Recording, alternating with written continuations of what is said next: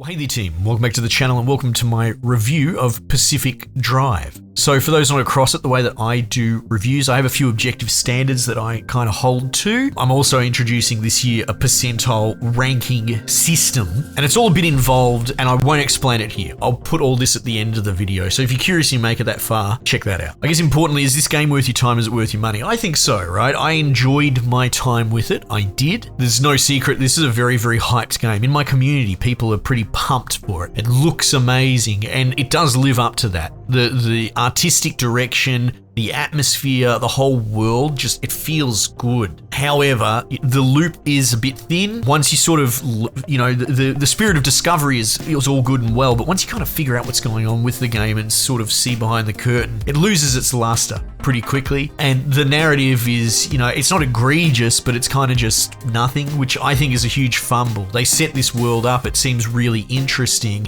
and then it's just delivered by like three people screaming at each other, having a domestic in your ear that you couldn't care less about. I'm not really compelled to hear more of it, to be honest. So yeah, it might not be what people are wanting to hear. So buyer beware, I guess. I will lead with this. This is going to be spicy.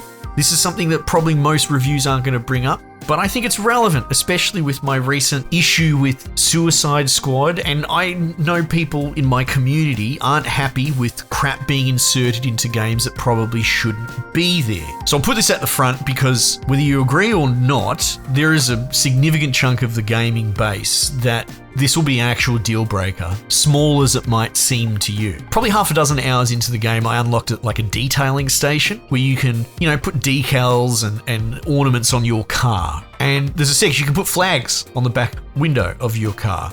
And at first, like, you start with some defaults. You can collect more in the wilderness as you go, looting. But the defaults you start with was, one's like a puppy dog or something like that, just something generic. Another one's like an astronaut. And then there's 23, whatever you want to call them, gay sex identity flags. I didn't know there were 23. It almost feels like a meme. I had to look them up. Abrosexual, Neutroy. It's like French. Well, I had to put them on my car, you know. Boy's got to get his identity out there in the wilderness. But look, all jokes aside, allow me, for those that aren't convinced and are already calling me a bigot and doing their best to wage war against me, just before you hit enter on it, let me reframe this outside of politics, and hopefully I can illuminate at least the problem for me. Death of the artist, death of the author, whatever, there's different interpretations of it, but most people would agree that, like, as a consumer that wants to be immersed in this really wonderful atmospheric world, we don't really care about the creator's personal beliefs on anything, right? They could be the most progressive, altruistic person on the planet, or they could be reprehensibly evil, but if they make a piece of art, dare I say, I don't really care about them. I just want to care about the self-contained product that, let's be honest, I paid money for. So let's say you go to this detailing station, you open up, there's some generic stamps, and then there's, I don't know, let's put an anime in there, right? This is pretty bloody safe. Let's say there's an Attack on Titan Eren Yeager stamp, right? You might not know any of this crap. It's like the main character of this anime. You'd be like, why is that in here? That's weird. Isn't that weird? I'm playing a game where you cruise around in this weird environment with your car and you do your repairs and all that sort of crap, right? Why is there a thing from Attack on Titan in here? But you might just let it go if it was one. What if it was half a dozen? What if it was a dozen? What if it was 23 different bloody icons of different cast members from Attack on Titan? Got bloody Armin and Misata or Reiner, or I can't even remember all their bloody names. I'm not that big into it. My point is, most people would agree, at least, that is jarring, that is weird, and it's clearly not in the game because it has anything to do with the game. It's in the game because the fucking maker is like an Attack on Titan nut. And they're risking ruining a kind of immersion, let's say, for the sake of what? A meme? To raise awareness on Attack on Titan? The point is, there's not really a lot to gain from putting that in, but there's a lot to lose. You're potentially going to pop the bubble that you worked so hard to curate to put the player in and have them be immersed. And that's how I see it. So yeah, if you're particularly sensitive to the culture war and all this sort of stuff, this is probably going to be a no-buy on that principle, and that's fine. But this is info that you deserve to know, and I will be very curious to see if any of my peers in the review space are are actually going to pony up and point out that this is on here. Because at the end of the day, there are people that just won't they just won't buy your game because you did this. And I don't think that's a sensible move. But at the very least, for my part, I should tell people that that's in there. Anyway, I've spent way too much time on that. Is it a deal breaker for me? Not really, because I kind of just laughed at how ludicrous it is that I had to Google some of this crap. And I put my favorite sexual identity flags on the back of my car so that anyone tailgating me in this, oh wait, there's no one else in here, it's just me, so it's important that they're there. But I put them on my car and off I go. I was ready to go. I felt empowered and modern and progressive. And then I just never opened that fucking detailing station ever again, so I don't care. Anyway, back to the game. But think about it. I shouldn't have to talk about this. This shouldn't be in the game, whether it's sex flags or whether it's Attack on Titan fanboyism. This shit shouldn't be in this game. It really shouldn't, and it annoys me that I even have to dedicate a chunk of my review to this. Okay, back to the game. The game has 2 core loops, and it's very much, I would say, similar, and you follow me on this one, to Tarkov of all games. Tarkov has 2 loops. It has a split loop. You do runs, you do like a 30-minute run, or 30 seconds if you get shot in the face immediately, and then you come back and you fuck around with your inventory and Tetris management and all this sort of crap. And I think it's pretty much universally agreed, unless you have OCD, like unless you have a condition outside of the norm, most people fucking hate the Tarkov inventory management, or at least they suffer it. It's a necessary evil. I'm not saying that it shouldn't be in the game, I'm just saying it should be examined. And you can already see that they're kind of addressing parts of it being so just dry and awful by giving you like a headquarters that you can build up and establish. And, you know, they're trying to make that meta loop more interesting. So this game has 2 loops and it has similar problems in that you have the core loop where you run out, you essentially loot in your car. It's not really roguelike because you don't really die, which I think is kind of a problem. The game's never really puts it on you that hard that you, like, I've come close, I guess, but 90% of my runs are pretty soft. But you go out there, you do your run, you get your loot, you come back, and then you spend the rest of the time, like for half an hour, fucking upgrading your car, repairing it. And when I say upgrading it, it's not like you're pulling out spark plugs or you're, you know, tuning the car or messing with the camshaft or anything like that. In fact, you don't interact with the engine block at all, other than you can build an engine out of X bloody wolf pelts, right? 90% of your maintenance is that you can put doors and panels on, right? So it's very service level. It's very cosmetic driven. You can paint them and you can put decals on them. You can put racing stripes or bloody glowing stars. So, like I said, buyer beware. Some people might be coming at this because they want maybe something closer to a car mechanic simulator. And I'm not trying to say this game shouldn't be what it is, but understand that it's aimed squarely. It's not aimed at bloody, you know, petrol heads or engineers or mechanics, you know, like myself. I'm not necessarily condemning it, but just be careful. A lot of the trailer makes it look very interactive and customizable when all you're really doing is, you're nothing against panel beaters. It's a great profession, but that's what this is. It's a panel beating simulator. You're just swapping out panels, but you're not even panel beating them. You put this weird putty paint on them. On an animation that you have to hold down for like 3 seconds. I shit you not. It should go for 1 second, and that seems small after you put putty on your millionth panel. Now, granted, you can upgrade your workshop. You can get a machine that you put panels in so they repair between runs, and so then the fiddly busy work goes from having to paint the panel to repair it with putty. Magic paint putty. Oh my God. It now becomes, I have to pull off each fucking panel after a run individually and swap them out for the repaired ones, right? So it swaps one fiddly mechanic for another. But the theme is most of your time in your garage is busy work. It's fun at first because you haven't seen it before, but then you start to think, well, maybe there's a reason you don't see this in games, right? You have to top up your fuel tank. I think I ran out of fuel once in this game, and that's because I didn't have my reserve fuel tank filled, and then I filled that up and I never had a problem ever again. You have to charge your battery, all this sort of stuff. There is a granular component to the repairs, like you might get a flat tire, you can examine it, but all you really do is you build a consumable air pressure kit, but they're all the same, you know, electrical kit, mechanical kit, window fixing, light fixing, but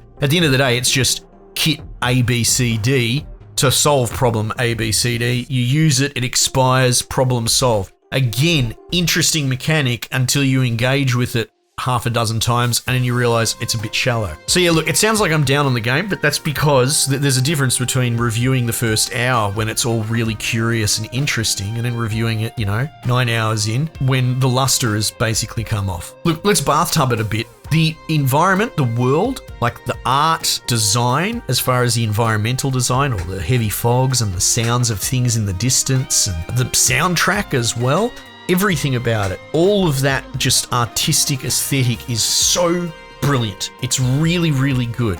But it's not enough to carry a game on its own. And it doesn't help, like I said, I don't want to spend too much time on the narrative, but the narrative is kind of thin, and it's just a radio drama between kind of a girl boss scientist lady that can't be wrong, she's always right, versus these two actually kind of affable, kind of charming goober dudes. And they're sort of having this bloody domestic over something that happened like 10 years ago, and you have to sit there and listen. And it's like when you see someone knock a bunch of cans over at the supermarket and they need to look around and justify what happened to other people watching. And I'm like, mate, I just want to buy my fucking baked beans. Leave me alone.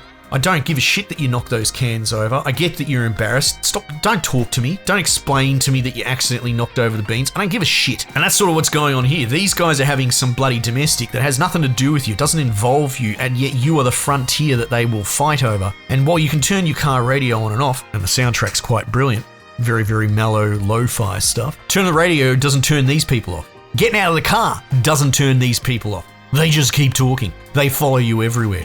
There is no respite. And it is just the most tone-deaf thing. Like, at moments when the world is empty and lonely and just atmospheric, it gave me vibes of Half-Life 2, which I think is the high watermark. You let the world talk for itself. Problem is that more than half the time, these people are busy having a domestic in your ear, and you can't escape it. And it has very little substance. The actual loop, the actual run itself, is kind of a walking sim but driving a car. God, as I say all this, it sounds like I'm really going hard on the game. I did enjoy it for a while. Will I go back and play more and get 100% achievements? So a part of me kind of wants to, like says yes, but then the other part of me knows that there's a half a dozen games on my list that are probably above it right now. As an aside, that's why I'm doing percentile rankings now. In a different release year, this game could have been one of the top games, but I feel like already there are better games. It's not to say that this game's bad, it's just not the best. And we as consumers are spoilt for choice, and it's now becoming a point where we have to filter out the truly brilliant from the good. But anyway, yes, it's sort of like a walking sim in disguise. A real problem with a lot of what I think is the fundamental design of what makes this game tick, what makes the cogs turn, is it's not really reward loop or skill based.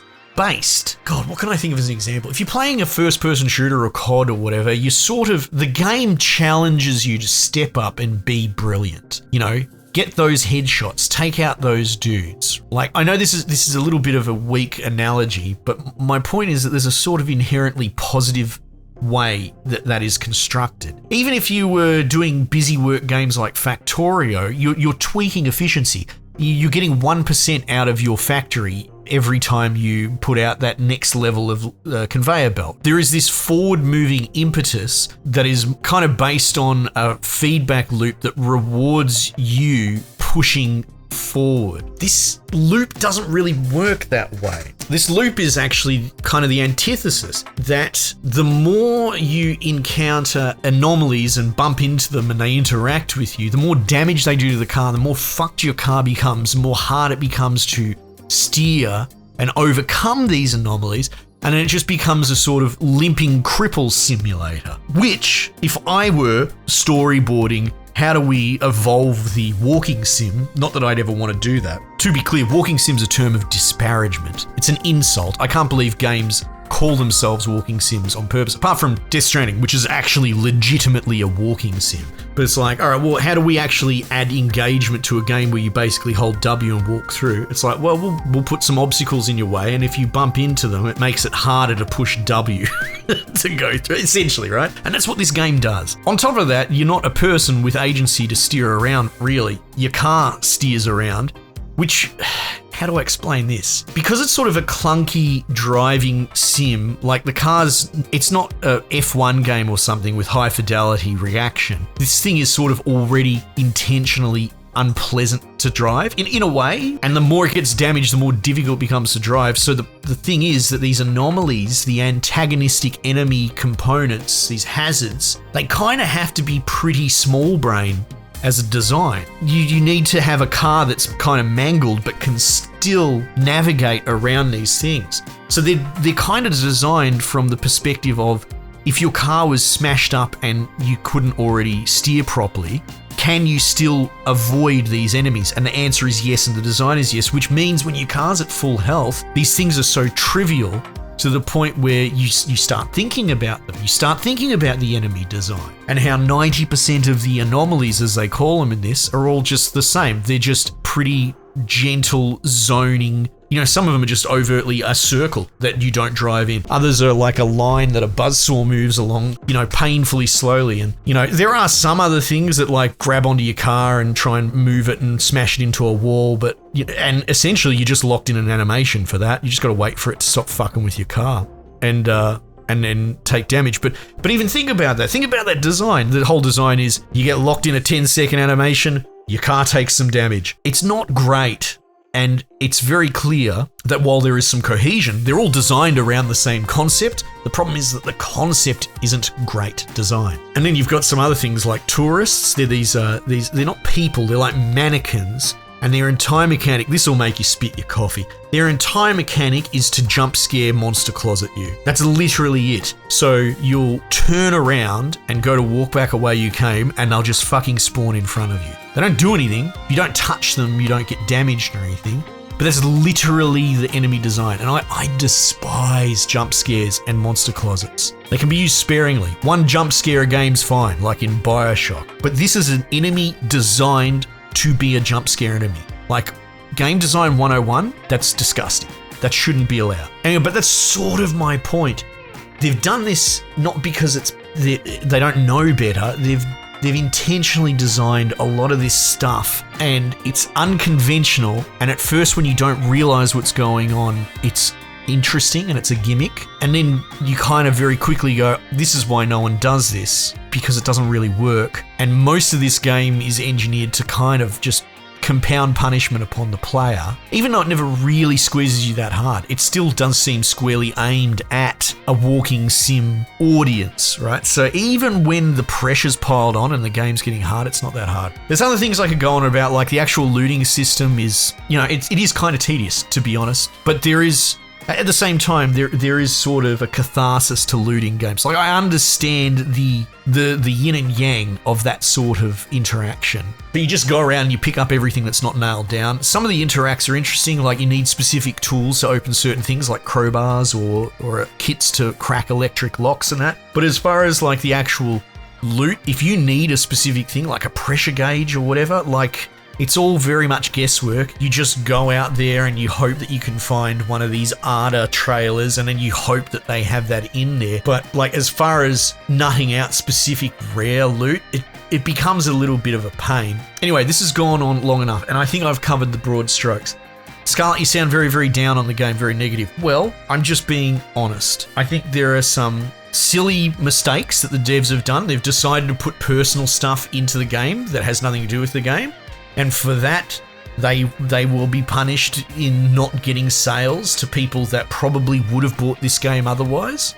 That's a silly misstep. But yeah, look, it's an experimental game. It's different. I enjoyed especially the early going, figuring it out and getting into it. And, you know, I don't want to come across as hypocritical. There is a chance that I go back and round it out and play it some more, just depending on what's in the backlog. But yeah, I think that's the really important takeaway, is this game may wear you down, and once you see the moving parts, I don't think it has the same shelf life that a lot of other games do. Halo's 10-second combat loop, everyone understands it, everyone knows how it works, but it doesn't actually get boring, it doesn't outstay its welcome because it's a really good loop, and you can make it last a 10-hour campaign. the loop here is not strong enough to do that sort of heavy lifting as well. And I guess that's the real point that I'm trying to get at. Good on the devs for doing something unusual and innovative, but it still does feel like a prototype and maybe it needed more. Anyway, that's my review for Pacific Drive. Again, on the review system,